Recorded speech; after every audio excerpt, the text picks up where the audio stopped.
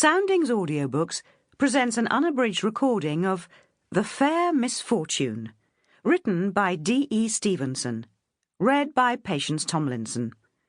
The moral right of the author has been asserted. This performance is owned by Soundings, Whitley Bay, NE26 2JT. Part 1. Chapter 1. Captain Charles Weatherby decided that the Prestcott's new house was rather a joke.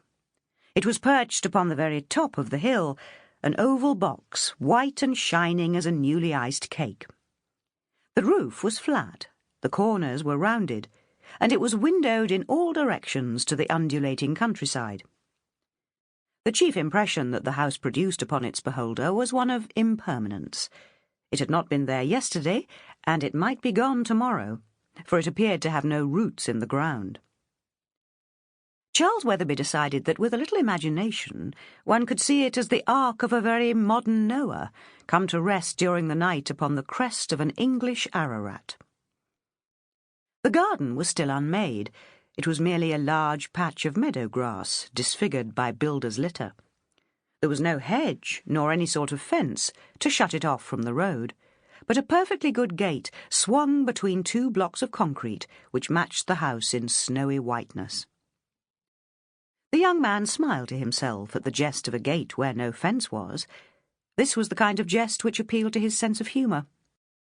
And ignoring a beaten path which skirted the pillar, Charles Weatherby opened the gate and entered in proper style. He mounted the gentle slope towards the door, and as he did so, gradually became aware of a buzzing sound, like a swarm of giant bees gathering honey in a lavender bush. The sound grew louder as he approached, until it resembled the din which emanates from the monkey house at the zoo.